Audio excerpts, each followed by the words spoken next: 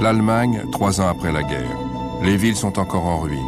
Le peuple allemand vaincu ne sait absolument pas ce qui lui réserve l'avenir. Il est entre les mains des puissances victorieuses qui administrent un pays partagé en 4 zones d'occupation. À l'ouest, les Américains, les Britanniques et les Français. À l'est, les Soviétiques. En 1945, ils étaient tous d'accord pour que l'Allemagne reste unifiée. Mais depuis quelque temps, les relations interalliées se sont dégradées. Il y avait des divergences d'opinion sur l'avenir de l'Allemagne. La discorde est particulièrement forte entre l'Union soviétique et les États-Unis. On a fini par comprendre qu'il ne fallait pas s'entêter à les considérer comme des alliés. Le durcissement du conflit Est-Ouest aboutit au blocus de Berlin. Et le pont aérien américano-britannique changea la vision des Allemands. Tout a changé à partir du moment où on les a aidés à Berlin. Les frontières de l'Europe ont été redessinées. Des millions de gens déracinés n'ont plus de patrie et cherchent un endroit où s'installer. Bien souvent, ils n'ont rien à manger. La société allemande était au plus bas. Les gens mouraient de faim. Les enfants étaient maladifs. Ils avaient la peau sur les os et le teint cadavérique. La pénurie d'après-guerre fait les beaux jours du marché noir. Vainqueurs et vaincus se rapprochent, dans tous les sens du terme. Des serveuses de 30 ou 40 ans mettaient le grappin sur des soldats à peine majeurs, rien que pour quitter cette Allemagne mortifère.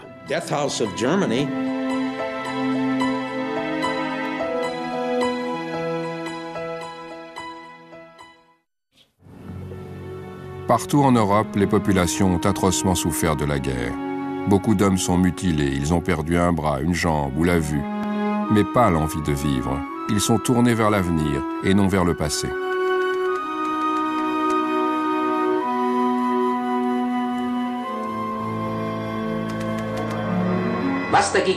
L'énergie et la volonté de vivre de Gottlieb Eitzelmann, amputé des 2 jambes, lui ont permis de construire sa maison tout seul. Hans Braun a été prisonnier de guerre en France. Il a perdu ses jambes dans une opération de déminage. À son retour, il comprend que ses parents savent ce qui lui est arrivé.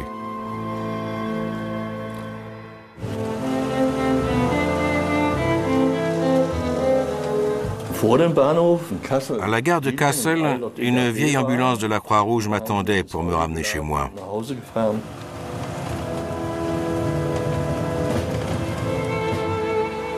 Je me suis dit, il faut aller de l'avant. Ce n'est pas la peine de ressasser le passé. Tu as perdu tes jambes, c'est tout. Ça ne sert à rien de t'apitoyer. Tu as encore tes bras, tes mains, tes yeux. Hans Braun est resté plusieurs mois dans un hôpital militaire français. Ses parents l'attendaient avec impatience et ont tout fait pour rendre son retour le plus agréable possible.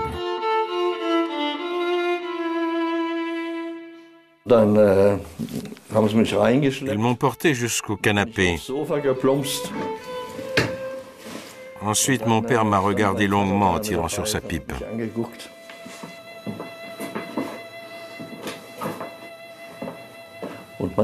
Ma mère m'a demandé « Je te prépare une côtelette ?»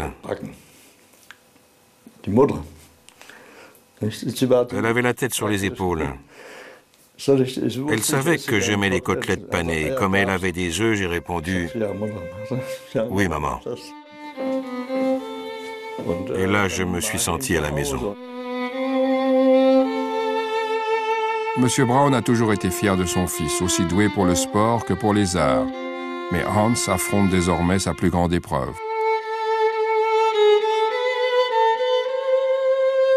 Je voulais marcher et je n'ai écouté personne, pas même mon père.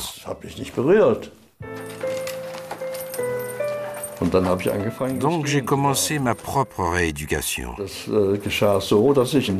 J'ai aménagé une sorte d'allée dans le salon, délimitée par des dossiers de siège. Quand j'ai essayé la première fois, mon père me regardait, adossé à l'embrasure. en fumant sa pipe. J'ai pris appui sur les sièges et j'ai avancé tant bien que mal.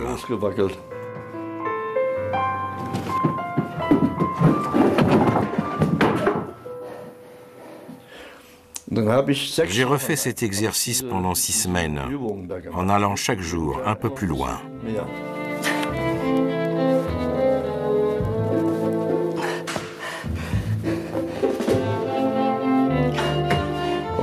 Et au bout de la 6e semaine, j'ai réussi à aller du salon à la cuisine tout seul. J'ai dit, « Papa, je remarche ». J'avais la volonté. J'étais fermement décidé à remarcher. Je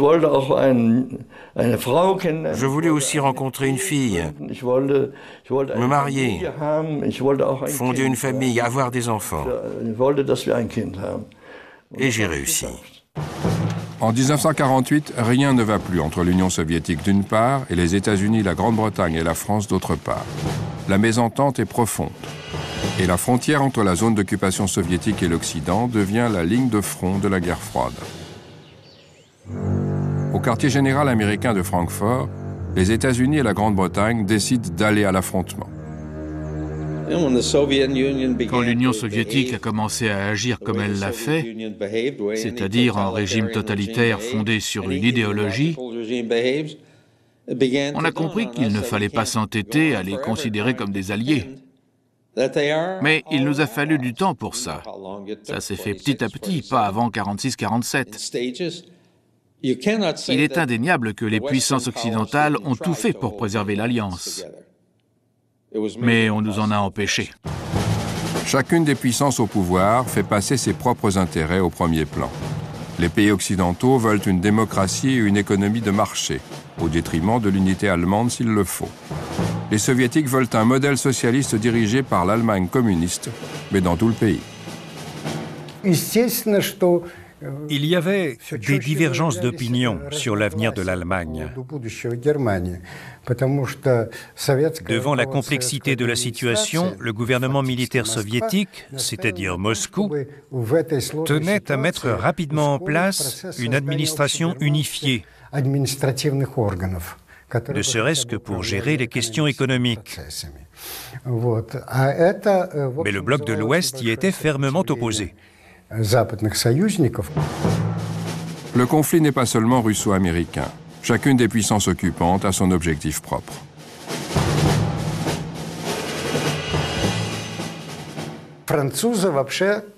La France faisait tout pour empêcher la réunification de l'Allemagne. Ses rapports avec l'administration américaine étaient compliqués. Les relations étaient également tendues entre les Américains et les Britanniques, et ce, pour des raisons politiques. La Grande-Bretagne avait un gouvernement travailliste et soutenait donc les partis de gauche en Allemagne, ce qui n'était pas du tout du goût des Américains, qui menaient une politique de plus en plus conservatrice dans leur zone d'occupation. Les dissensions entre alliés portent aussi bien sur des problèmes majeurs que des questions mineures. La gestion est totalement différente d'une zone à l'autre. L'Allemagne a énormément de problèmes et chaque puissance les résout à sa manière. Les Américains, par exemple, sont les premiers à libérer tous les prisonniers de guerre allemands.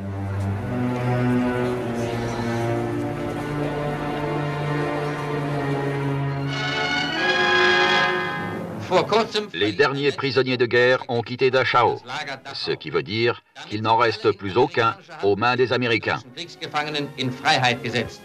Depuis mai 1945, plus de 460 000 prisonniers allemands ont été libérés de Dachau, Ratisbonne et Bad Aibling.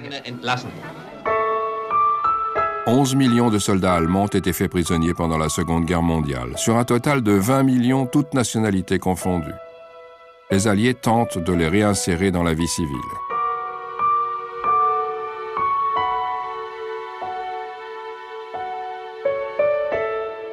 Mais le retour n'est pas toujours très gai. Je me souviens d'en avoir vu certains descendre du camion. Il n'y avait personne pour les accueillir. On peut dire ce qu'on veut, Même s'ils n'étaient pas du bon côté, ils se sont souvent bien battus. Et pas seulement les soldats.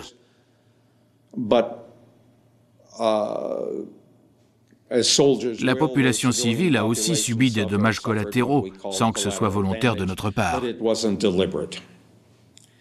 Je me suis dit, voilà, il n'y a personne pour les accueillir. Alors qu'ils ont combattu et survécu pendant tout ce temps. Aucune femme ne les attendait. La plupart d'entre elles étaient sans doute déjà avec l'occupant. La route est longue pour les hommes libérés. Les plus chanceux reçoivent de vieux uniformes américains, mais cela leur cause parfois des ennuis dans d'autres zones d'occupation. Et les Américains à Karlsruhe ont libéré une centaine, 200 prisonniers de guerre qui rentraient à Fribourg, et le Joint américain les avait habillés en kaki. Arrivé à Fribourg, le général avait envoyé ses troupes, les a fait arrêter, les a amenés à la caserne, les a déshabillés et les a renvoyés en caleçon chez eux. Ils sont nombreux à ne pouvoir rentrer chez eux car la guerre a complètement changé les frontières d'Europe de l'Est et d'Europe centrale.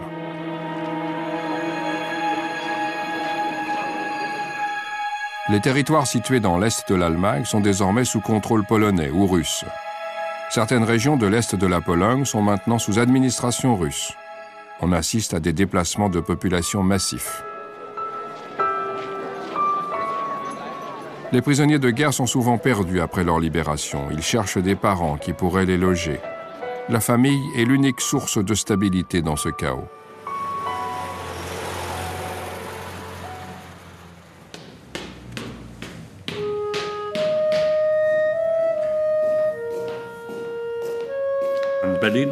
J'avais un peu de famille à Berlin. Je connaissais l'adresse de ma tante. Je me suis dit, allons-y, on verra bien. On portait l'uniforme soviétique et les Berlinois nous prenaient pour des Russes, jusqu'à ce qu'ils nous entendent parler allemand. Là, ils se sont approchés de nous. Ils nous ont demandé « Vous venez d'où ?» On a été fait prisonniers en Roumanie, dans les Carpates. On nous demandait « Vous connaissez tel endroit ?» Mon fils y était. Helmut Augustat a 22 ans. Il est originaire de Königsberg. Au bout d'1 an de détention dans un camp russe, il est libéré dans la zone d'occupation soviétique.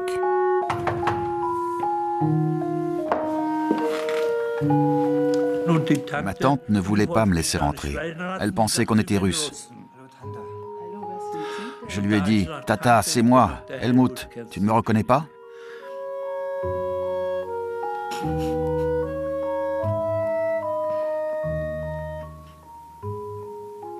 Je suis Helmut, de Königsberg.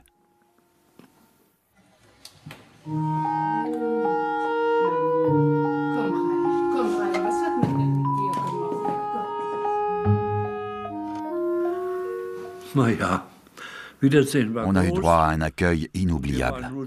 On était 4. J'ai dormi dans une baignoire à la cave.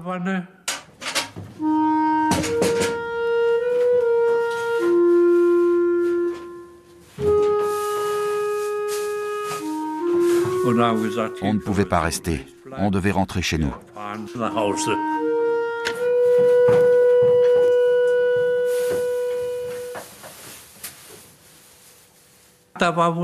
Parmi les voisins, il y avait un policier. Il avait appris que des ferries allaient de Warnemünde à Königsberg. Les rumeurs vont bon train à Berlin. Personne n'a d'informations précises sur Königsberg. Les journaux parlent des conférences et des négociations, mais ne disent pas un mot de la Prusse orientale, ce qui n'a rien d'étonnant. Les accords de Potsdam ont établi que l'Allemagne devrait renoncer à la partie est de ses territoires. Mais il aura fallu plus d'1 an pour que les Russes décident d'annexer la Prusse orientale. Helmut Augustat et ses amis veulent rentrer chez eux. Ils pensent qu'ils pourront regagner Königsberg via Warnemünde. Ils se rendent à la gare de Potsdam, d'où partent les trains en direction de la Baltique.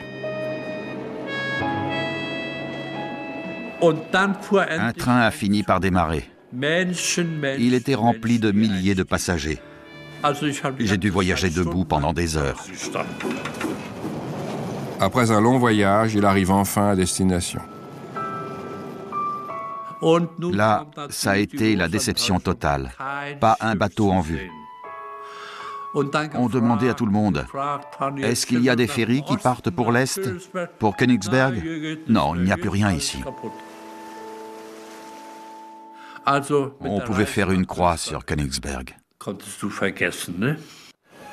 Helmut Augustat fait partie des 30 millions de gens qui ont perdu leur foyer. Ces familles qui vivaient à l'Est depuis plusieurs générations sont désormais déracinées. Et on assiste à un gigantesque transfert de population. 6 600 000 Allemands doivent quitter leur patrie. 4 500 000 Polonais sont expulsés. Dans tous les pays d'Europe de l'Est, les habitants sont chassés ou déplacés. La population des petites villes et des campagnes est délogée. La Seconde Guerre mondiale et les années d'après-guerre voient la fin du pluralisme culturel des anciens pays d'Europe centrale et d'Europe de l'Est. Un État qui a lui-même subi une terrible catastrophe doit prendre en charge les déshérités et n'a pas d'autre choix que de parquer le flot interminable d'exilés dans des hangars bondés et d'enregistrer leur misère. Réfugiés et déplacés doivent trouver un endroit pour vivre. Ils arrivent dans des lieux où ils se sentent étrangers à des communautés très soudées. En Allemagne, ce sont les forces d'occupation qui prennent en charge les nouveaux arrivants.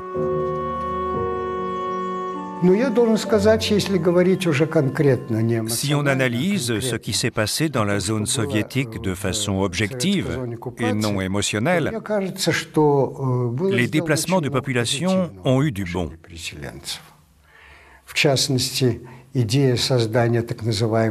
Les nouveaux exploitants agricoles avaient droit à un lopin de terre, à une maison et à une aide financière. Cela leur donnait un coup de pouce pour s'intégrer et gagner leur vie. Ils étaient mieux lotis que dans les zones de l'Ouest. Mais ces nouveaux arrivants ne sont pas toujours bien accueillis. Le gouvernement militaire soviétique a compris qu'il fallait prendre le problème de l'intégration à bras-le-corps pour éviter de nouveaux drames. Au lendemain de la guerre, des centaines de milliers de familles sont éclatées aux quatre coins de l'Europe. On recherche son père, sa femme, ses enfants. En Allemagne, la Croix-Rouge crée un service de recherche centralisé des personnes disparues.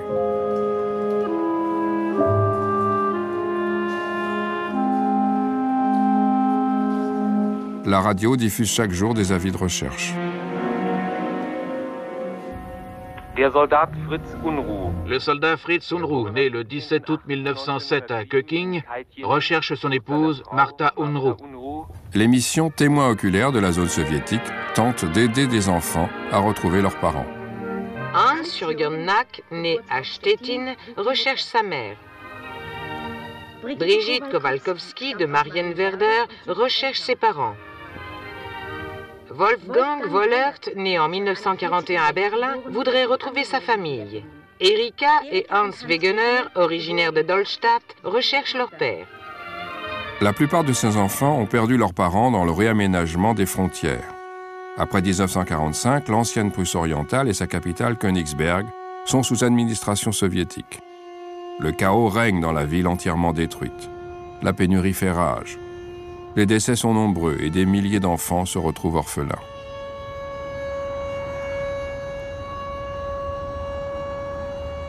Ma mère est morte de faim. Elle souffrait de dysenterie et même quand elle arrivait à avoir un quignon de pain, elle n'arrivait pas à le garder. Christa Pfeiler a 11 ans en 1945 quand Königsberg, sous les décombres, est occupé par la Russie. Avec sa petite sœur, elles sont obligées d'enterrer elles-mêmes leur mère dans un trou.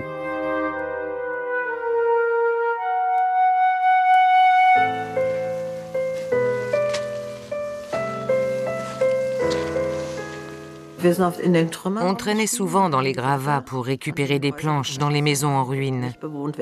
Un jour, j'ai traversé une vieille salle de bal en équilibre sur une poutre juste pour aller prendre 3 morceaux de bois qui étaient à l'autre bout.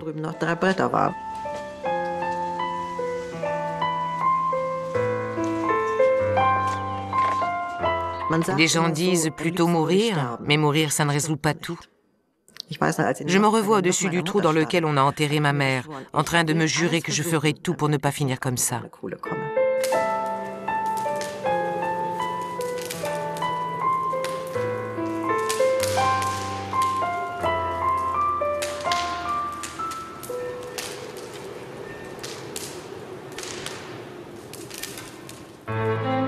Un an plus tard, les fillettes sont placées dans un orphelinat soviétique.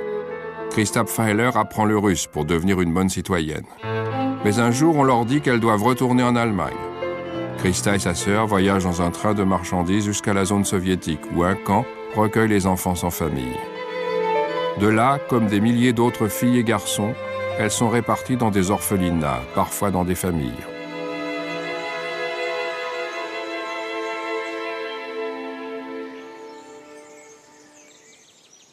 Je ne voulais pas rester là. Il y avait des milliers d'enfants et beaucoup d'adultes. Pour moi, c'était un cauchemar. Douches, soins médicaux, vêtements et formulaires d'inscription. Il manque juste un peu de chaleur et d'amour.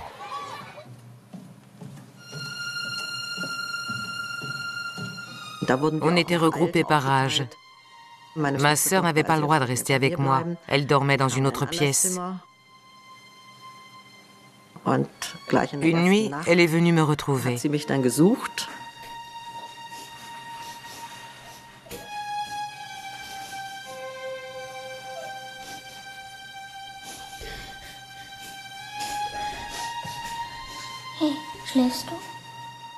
Elle pleurait, elle m'a dit « On est si loin de maman et de mamie, on ne les reverra peut-être jamais. » Je lui ai répondu « Regarde le ciel. Tu vois les deux étoiles? Celle-là, c'est maman et l'autre, c'est mamie. » Alors elle s'est calmée et elle a dormi avec moi. Christa et sa sœur sont placées dans un orphelinat plus petit. Elles sont seules, sans famille. Mais elles retrouvent bientôt un foyer, au moins, le temps des festivités de Noël.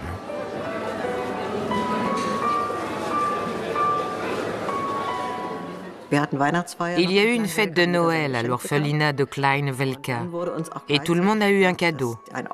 Ensuite, on nous a dit qu'on avait tous la possibilité de passer Noël dans des familles, mais qu'on n'y était pas obligé. Noël est un test pour Christa et sa sœur. Si elles s'entendent bien avec leurs familles respectives, elles pourront rester avec elles.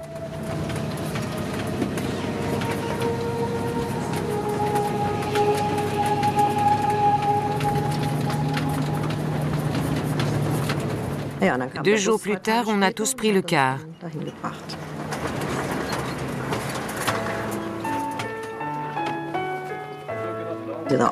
On est arrivé au village de Großposwitz. Il y avait une église, une grande place et deux écoles. Quand on est descendu, tous les villageois qui voulaient accueillir un enfant pour Noël étaient là.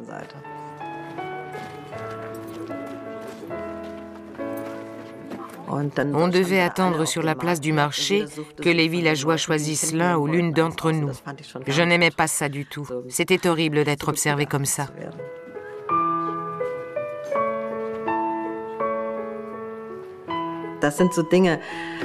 On retenait notre souffle en espérant être choisi par une famille gentille. Une dame a proposé de m'emmener. Elle m'a dit qu'elle avait 2 enfants et une jolie maison et qu'elle aimerait que je passe Noël chez elle. Je lui ai répondu que je préférais attendre que Christelle trouve un foyer. Les plus petits avaient moins de succès. Les familles préféraient les enfants plus âgés. Ça arrangeait certains d'entre nous, mais les autres étaient lésés.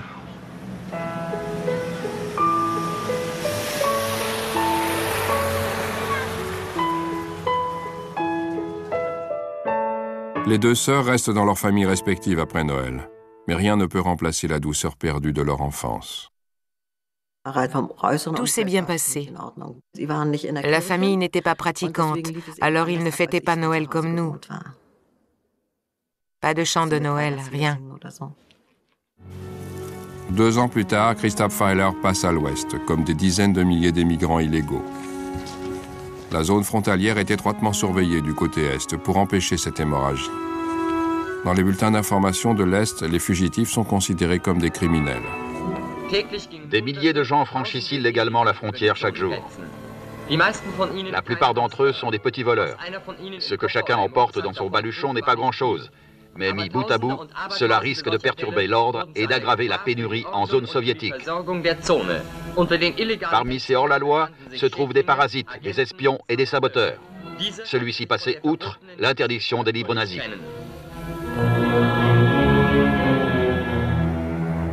À l'Est, le gouvernement militaire soviétique et le SED, le Parti socialiste unifié, contrôlent la politique et l'économie. La pénurie est toujours catastrophique, mais il n'est pas question d'accepter l'aide de l'Ouest aux conditions établies par les États-Unis. On avait un plan pour redresser l'économie allemande et on a proposé aux Russes et à la zone soviétique de les inclure dedans. Ils devaient donc réfléchir à ce qui serait dans leur intérêt. Ils ont jugé que cela les éloignerait de leur objectif, qui était de s'imposer dans l'Europe entière. Entre l'Est et l'Ouest, c'est la méfiance, ou bien simplement de l'incompréhension. J'ignore d'où sort cette idée. À ma connaissance, l'important pour l'Union soviétique était de préserver ce qu'elle avait. À l'Est, on mise sur le communisme et une économie planifiée. Ce qui vaut pour l'Union soviétique vaut aussi pour l'Allemagne. Augmenter la production d'énergie électrique, de charbon et d'acier et développer le réseau ferroviaire, voilà les axes fondamentaux pour relancer notre économie. Les Russes et le SED croient encore en la possibilité d'une Allemagne unifiée. Jusqu'en 1948, en tant que journaliste et employé du gouvernement militaire soviétique, nous étions persuadés que l'Allemagne deviendrait un pays unifié, ou au pire un État fédéral. Mais le climat politique international est en pleine mutation. L'Europe est frappée par la guerre froide.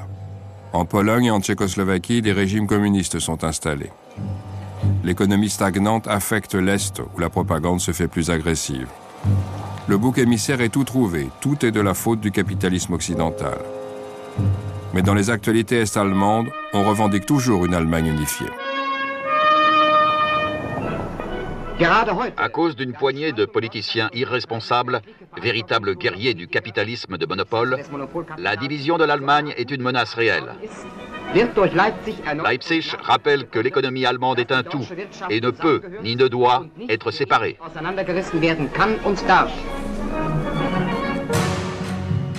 L'Europe est au bord d'une nouvelle guerre. La carte maîtresse de Staline, c'est Berlin et la vulnérabilité des secteurs de l'Ouest. Les Russes intensifient le contrôle des accès à l'ancienne capitale du Reich.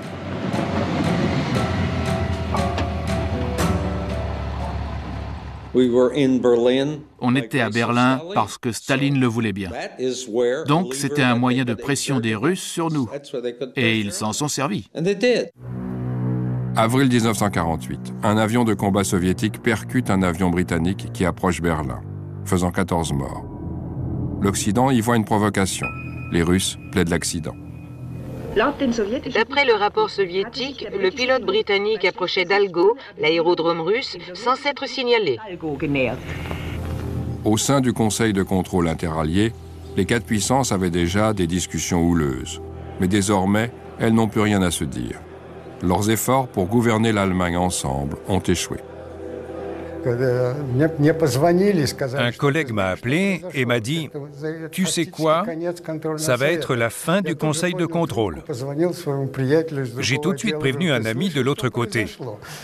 On ne s'est pas roulé par terre en s'arrachant les cheveux, mais on a compris que la situation était grave. Mais la vie à Berlin-Ouest ne se résume pas à ce qui se passe dans les hautes sphères politiques. Les troupes d'occupation sont jeunes. Les Allemandes viennent de vivre des années très rudes et il y a pénurie d'hommes.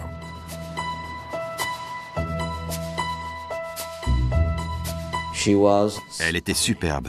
très belle. Elle n'avait rien à manger.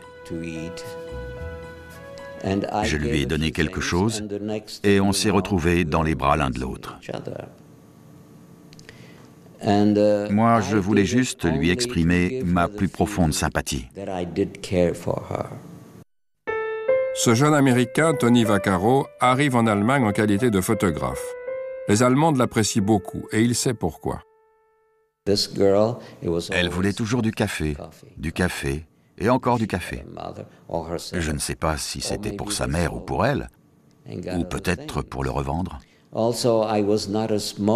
Et puis, j'étais non-fumeur et j'avais droit à une cartouche par semaine. Alors, je donnais beaucoup de cigarettes.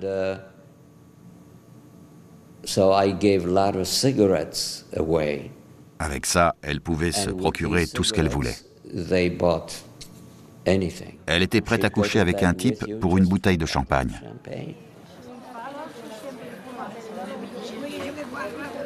Un week-end, l'été, je prenais un bain de soleil en caleçon. Elle est venue, en maillot de bain usé, se faire bronzer à côté de moi. On était tout seuls dans la maison. On a discuté, on s'est regardé, et la nature a fait le reste.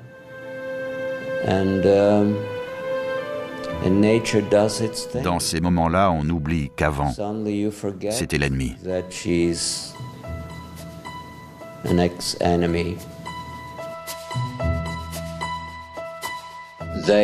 Les Allemandes avaient perdu leurs illusions. Elles croyaient que les Américains étaient des rustres. Bars, clubs et cabarets se multiplient. Les femmes recherchent le confort matériel, une épaule protectrice, voire davantage. C'était une forme de survie. Des serveuses de 30 ou 40 ans mettaient le grappin sur des soldats à peine majeurs, rien que pour quitter cette Allemagne mortifère et gagner l'Amérique prospère. Mais c'est parfois un amour sincère qui naît au milieu des ruines.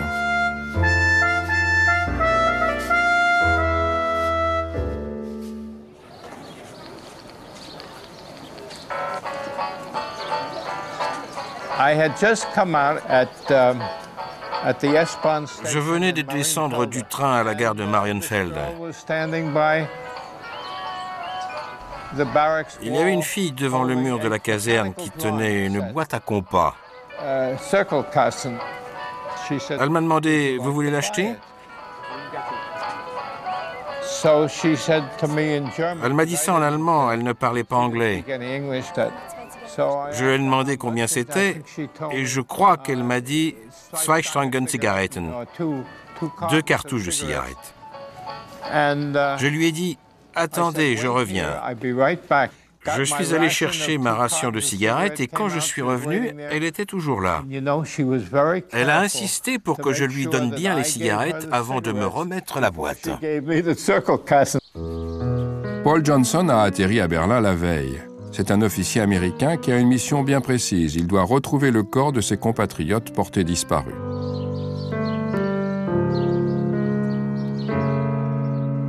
Lilo est veuve de guerre. Elle a besoin de cigarettes pour acheter de quoi nourrir ses 2 enfants et sa mère.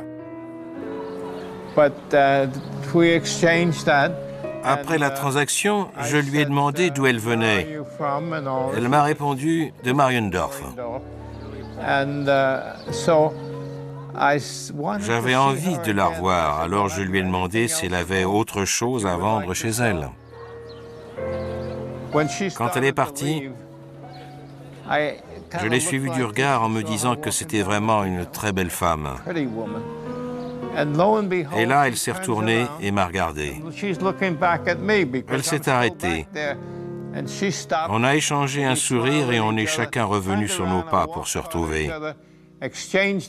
On a échangé nos coordonnées et on n'a jamais oublié d'où on venait.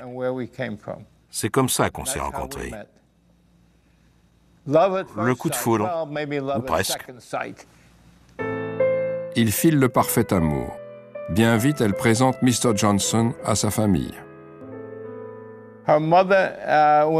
Au début, sa mère ne me voyait pas d'un bon œil. Elle était de Poméranie et avait une mentalité très insulaire, si vous voyez ce que je veux dire, pas très ouverte. Mais elle a appris à connaître ce yoni, ou yoni line, comme elle m'appelait. Et puis je lui apportais des morceaux de viande ou du charbon pour sa cheminée. Et là, elle m'a trouvé super. Un Américain et une Allemande. C'est très fréquent à l'époque. Ils s'aiment et veulent profiter de la vie, mais se heurtent souvent aux critiques. On a passé de bons moments tous les deux. On allait au stade et à l'opéra ensemble. Ce n'était pas facile pour elle. Certains Berlinois acceptaient les relations entre un Américain et une Allemande, mais d'autres, dans son quartier, la traitaient de Ami-Hur, la putain des GIs. Elle disait « je m'en fiche, ils ne méritent pas que je fasse attention à eux. Ce qui compte, c'est toi et moi. » Paul Johnson veut épouser Lilo. Pour ce faire, il doit se procurer toutes sortes de documents auprès de l'armée, de l'aumônier militaire, des autorités locales, du gouvernement militaire, une paperasserie interminable. Il m'a fallu environ 1 an et 3 mois pour obtenir tous les papiers.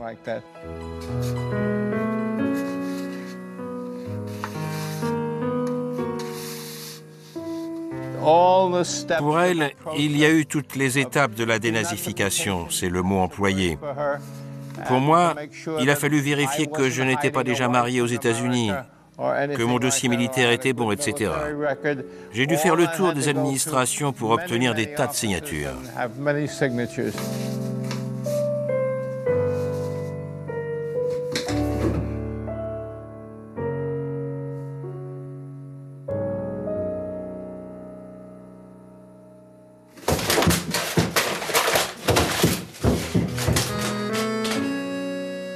Un jour, je suis rentré du travail et j'ai trouvé tous les papiers déchirés sur la table de la cuisine.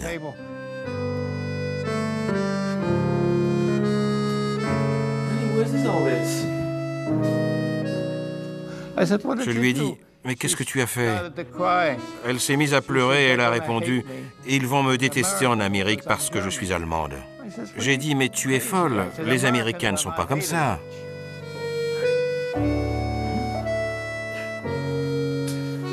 Paul Johnson réunit à nouveau tous les documents. Ils peuvent enfin se marier. 2 jours plus tard, ils doivent quitter l'Allemagne avec les enfants de Lilo sur un navire militaire à destination des États-Unis, comme imposé par le règlement de l'armée. Et ce n'est pas tout.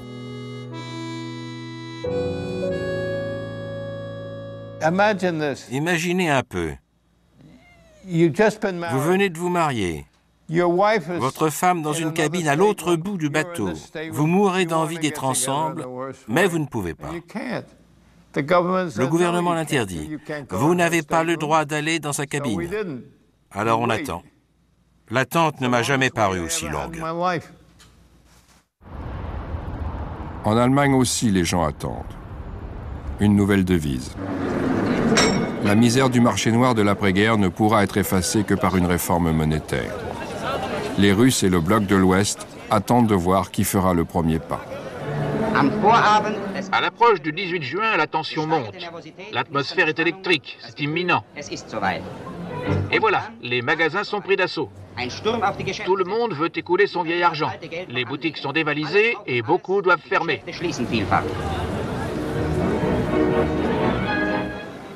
Dans les zones occidentales, l'ancienne monnaie est reprise contre la nouvelle au taux de 10 contre 1. La libération des prix est instaurée et le marché noir s'effondre. Mais la nouvelle devise n'est valable qu'à l'Ouest, ce qui représente une menace pour l'Est.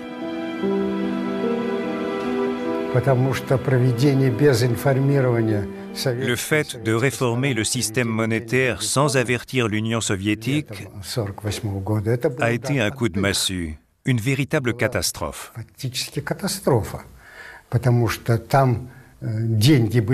L'ancienne devise n'avait plus aucune valeur. Et tout l'argent des zones occidentales, qui était 3 fois plus importante que la zone russe, s'est répandu à l'Est et a ruiné l'économie. À Berlin, la tension est palpable. Les secteurs ouest ne sont qu'une enclave dans la zone soviétique, la carte maîtresse de Staline. Et celui-ci est bien décidé à l'utiliser pour obliger l'Occident à reprendre les négociations. Au lendemain de la réforme monétaire, il décrète l'embargo contre Berlin et bloque les routes d'accès à la ville. Le blocus de Berlin est le premier bras de fer de la guerre froide. Ils n'avaient pas imaginé qu'on arriverait avec autant de moyens, des avions, des vivres et du charbon, et qu'on s'organiserait pour tenir aussi longtemps. Les Américains sont forts pour mener à bien ce genre de projet concret. En faisant ça, on a conquis le peuple allemand.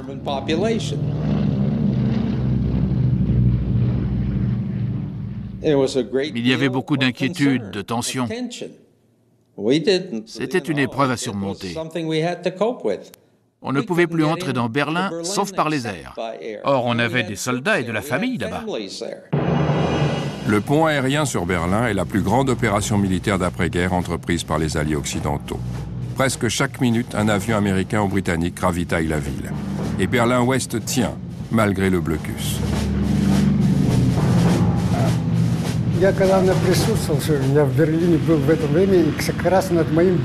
J'étais à Berlin à l'époque. Les avions qui atterrissaient passaient au-dessus de chez moi. On ne pouvait pas dormir. Il y en avait un toutes les 10 minutes. Au bout de quelques mois, il a fallu se rendre à l'évidence. Notre plan avait échoué. Les avions sont déchargés l'un après l'autre aux aéroports de Tempelhof et de Gatow. Le charbon, la farine, le sucre et les cigarettes partent dans des camions. Et les Russes savent qu'ils ont perdu. Il y a même eu une conférence de presse où l'un des correspondants britanniques a posé la question « Abattrez-vous les avions ?» La réponse a été « Non, nous n'ouvrirons pas le feu ». La situation était devenue totalement absurde. On aurait dû trouver un compromis et lever ce blocus idiot. Le pont aérien était très emprunté, mais tout était prévu pour éviter les collisions. Chaque avion partait 3 minutes plus tard que le précédent et à 1000 pieds d'écart, et ce, 24 heures sur 24. Les pilotes américains et britanniques risquent leur vie en empruntant d'étroits couloirs aériens et en atterrissant au milieu des immeubles. L'année du blocus, les accidents, mortels ou non, sont fréquents.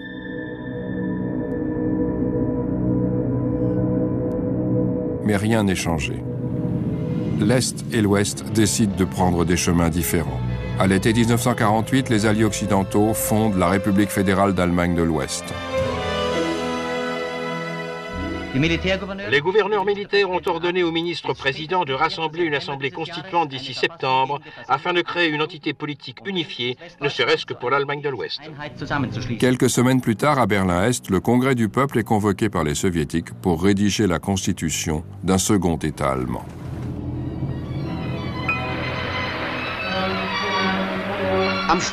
À la fin de la session, il a été décidé que le noir, le rouge et l'or seraient les couleurs de la République démocratique allemande. Déjà symbole d'unité et de défense nationale aujourd'hui, elles représenteront demain pour tous les Allemands progressistes la résistance nationale contre les puissances qui cherchent à diviser et à disloquer notre mère patrie.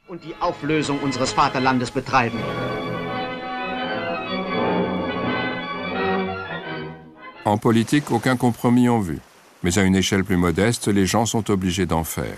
Helmut Augustat a trouvé du travail au chantier naval de Rostock, sur la côte baltique. Il n'a pas pu retourner dans sa ville natale de Königsberg, désormais annexée par la Russie. Je suis tombé sur un article dans le journal qui proposait de devenir professeur. Il y avait énormément de postes à pourvoir. Et moi, j'avais toujours voulu enseigner. Helmut Augustat saisit sa chance et commence sa formation de nouveaux professeurs. Les enseignants imprégnés des théories marxistes doivent montrer aux enfants les bienfaits du communisme. Après une courte initiation, Helmut obtient son premier poste.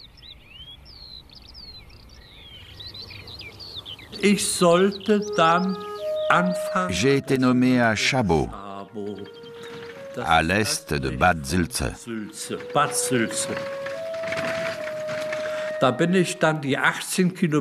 Je faisais les 18 kilomètres qui séparent Sanitz et Bad Sülze sur des carrioles qui allaient de bourg en bourg, tirées par des chevaux et équipées de roues pleines.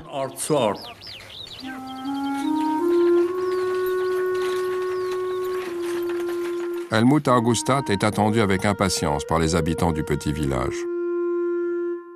Quand je suis arrivé, j'ai demandé à voir le maire. Il habitait dans une ancienne loge de gardien. Je me suis présenté. Il a bondi et m'a dit « À Augustat, restez, je vous en prie. »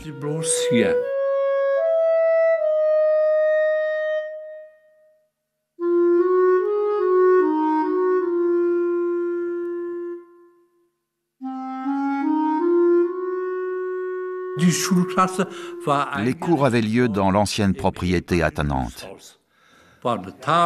Il y avait un tableau noir, quelques cartes et quelques bancs. Tout ça pour 8 niveaux. J'ai commencé un lundi. C'était mon tout premier jour. Vous connaissez la maladie de la pomme de terre? Personne n'en avait entendu parler. J'avais un formidable manuel de biologie avec un chapitre entier sur le doryphore. Je leur ai dit tout ce que je savais. J'ai vite fait connaissance avec les élèves et avec leurs parents aussi. Et comme j'allais chaque jour de maison en maison, j'ai fini par connaître tout le village. Ça me plaisait.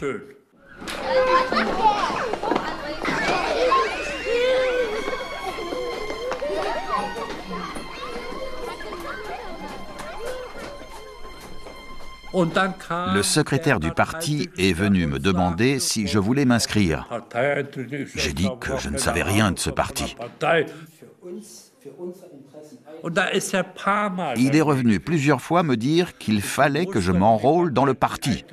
Tout le monde y était.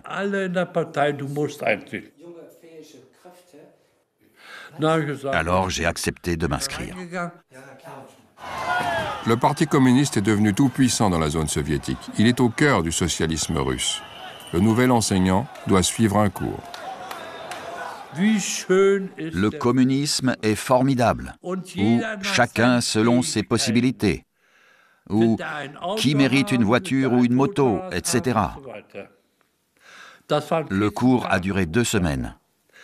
Il abordait un nouveau thème chaque jour. Le communisme est formidable. Il a un ennemi bien défini, l'Occident, où les gens sont esclaves du capital. L'Occident qui détruit l'unité allemande.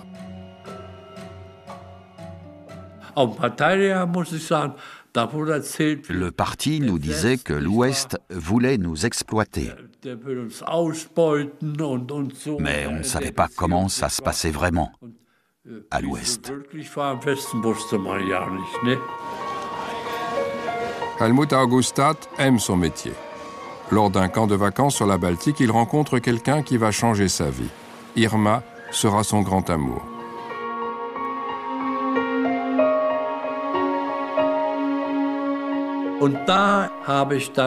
Là-bas, j'ai rencontré ma femme, qui était également enseignante. Elle était la fille d'un exploitant agricole de Prusse-Orientale.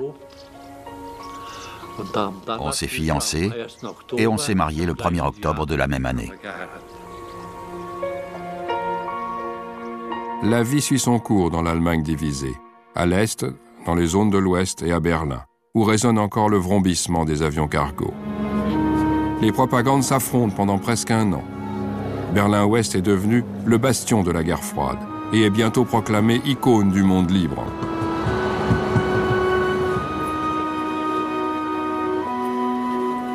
Ihr Völker der Welt, ihr Völker in Amerika, in England, in Frankreich, in Italien, schaut auf diese Stadt. Le pont aérien sur Berlin, surnommé Opération Victoire, devient le symbole d'une amitié nouvelle. Ma femme et moi avons veillé très tard pour remplir des mouchoirs de bonbons. Opération Victoire appartient au passé. Je participe désormais à l'opération Friandise pour les enfants de Berlin.